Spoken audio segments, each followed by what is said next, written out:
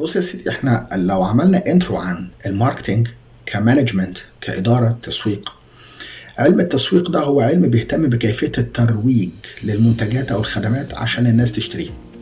يعني باختصار ازاي تخلي المنتج بتاعك يوصل لأكبر عدد من الناس ويشدهم ان هم يشتروا منه.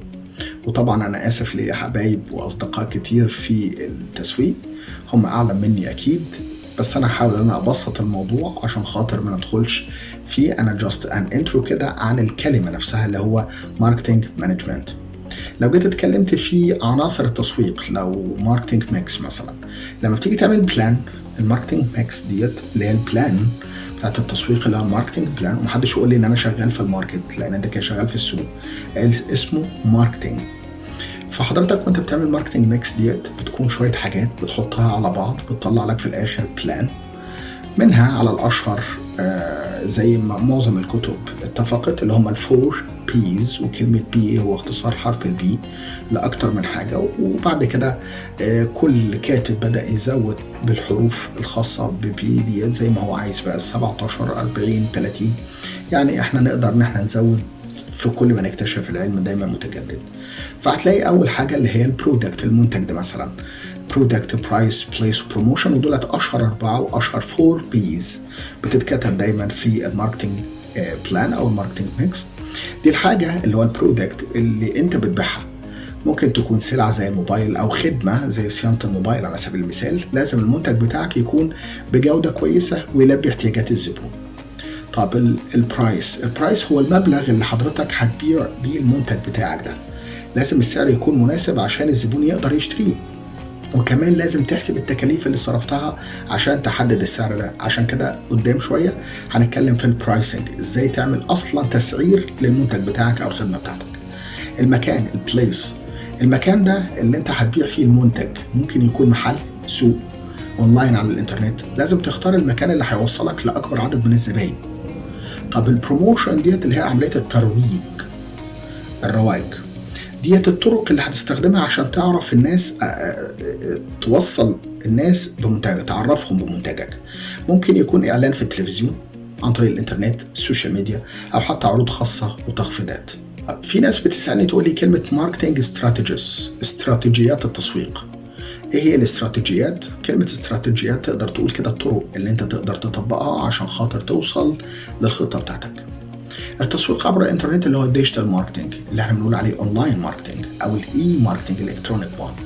ده بيشمل كل الانشطه اللي بتتعمل اونلاين عشان تروج المنتجات بتاعتك، زي اعلانات جوجل، فيسبوك، الانستجرام اللي هم السوشيال ميديا وهكذا.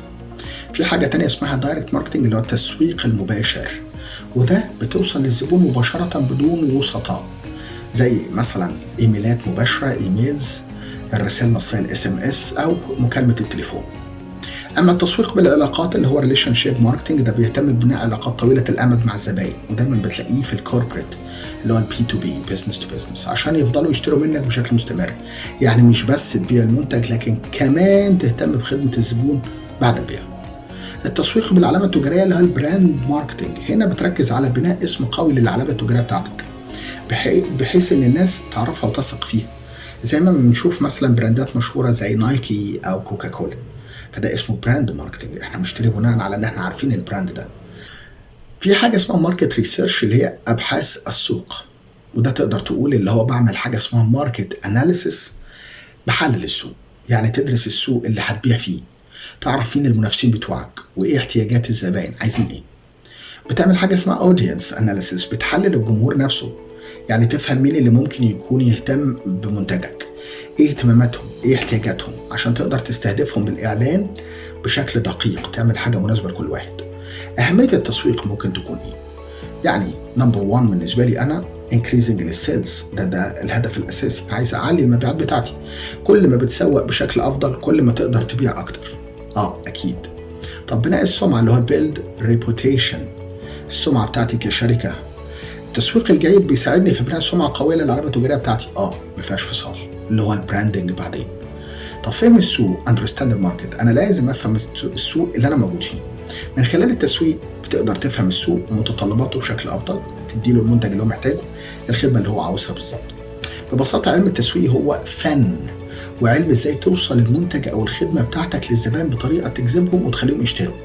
يعني في الاخر يعمل عملية الكلوزنج في السيل. لما ناخده من السيلز مانجمنت ان شاء الله، اهم نقطة عندي ان هو يعمل كلوز، ان هو يوصل يطلع فلوس الزبون ويبدأ ان هو يديها لي يشتري مني، من خلال بقى فهم احتياجاتك، احتياجات الزبون هو عاوز ايه، واستخدم استراتيجية مناسبة عشان خاطر توصل في الاخر لعملية ان هو يشتري.